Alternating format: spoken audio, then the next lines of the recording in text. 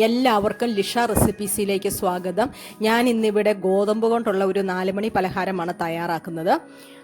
ഇത് വളരെ ന്യൂട്രീഷ്യസ് ആണ്. നമ്മൾ ഗോതമ്പാണ് ഇതിന് ഉപയോഗിക്കുന്നത്. സാധാരണ മൈദ അല്ല നമ്മൾ ഇതിന് ഉപയോഗിക്കുന്നത്. ഇതുവരെയും ആരെങ്കിലും എൻ്റെ ചാനൽ സബ്സ്ക്രൈബ് ചെയ്തില്ലെങ്കിൽ സബ്സ്ക്രൈബ് ചെയ്യുക.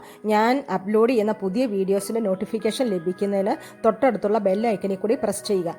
ഈ വീഡിയോ നിങ്ങൾക്ക് ഇഷ്ടമായെങ്കിൽ ലൈക്ക് ചെയ്യാനും ഷെയർ ചെയ്യാനും മറക്കരുത്. ഇനി ഇത് എങ്ങനെയാണ് ഉണ്ടാക്കുന്നതെന്ന് നമുക്ക് നോക്കാം. ഇതിന് വേണ്ടി ഇൻഗ്രീഡിയൻസ്: 2 കപ്പ് ഗോതമ്പ് പൊടി.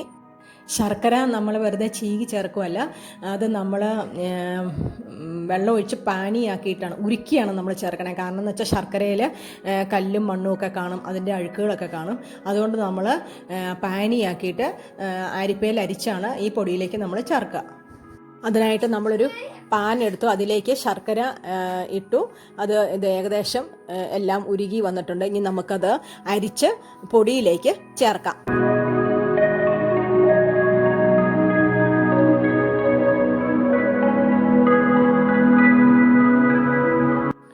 ശർക്കര പാനി നമ്മൾ മാവിലേക്ക് ഒഴിച്ചു കൊടുത്തത് നമ്മൾ നന്നായിട്ട് ഇളക്കി യോജിപ്പിക്കണം.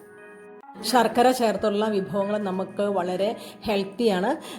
ഇത് ശർക്കര എന്ന് പറയുന്നത് അയൺ റിച്ച് ആണ്. അപ്പം കുട്ടികൾക്കായാലും അത് അയൺ റിച്ച് ആയതുകൊണ്ട് ഇത് ഇങ്ങനെയുള്ള ശർക്കര ചേർത്തുള്ള വിഭവങ്ങൾ, നമ്മൾ പഞ്ചസാരയേക്കാളും കൂടുതൽ ശർക്കരയാണ് നമ്മൾ ചേർത്തുള്ള വിഭവങ്ങൾ കൂടുതൽ ചെല്ലുന്നതാണ് നല്ലത്.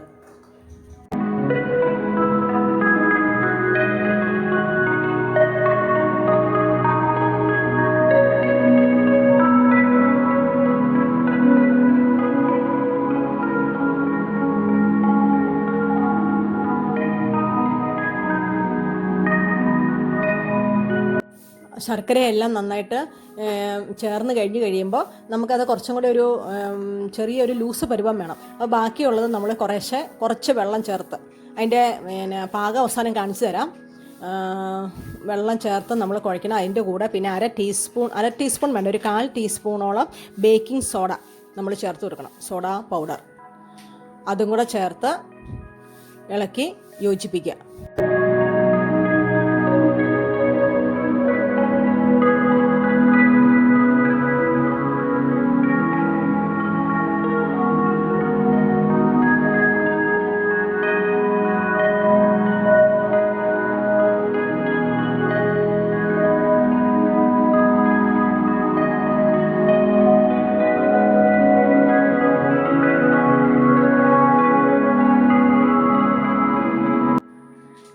ഈ ഒരു പാകം വരെ നമ്മളത് വെള്ളം ഒഴിച്ച് ലൂസാക്കണം.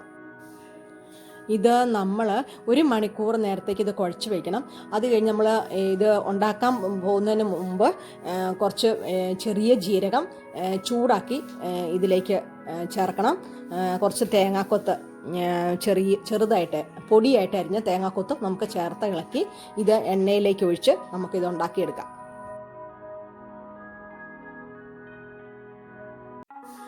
പാൻ വെച്ച എണ്ണ ചൂടായതിന് ശേഷം ചെറിയ ബോളുകളായിട്ട് നമുക്ക് ഇത് എണ്ണയിലേക്ക് ഇട്ട് കൊടുക്കാം. തിരിച്ചും മറിച്ചും ഇട്ട് ഒരു ബ്രൗൺ നിറം, അതായത് ഉള്ളു നന്നായിട്ട് നമുക്ക് വെന്ത് വരണം. അപ്പോൾ ചെറിയൊരു ബ്രൗൺ കളറാകുമ്പോഴത്തേനും ആയിക്കോളും. നല്ലൊരു നാടൻ 4 മണി പലഹാരമാണ്.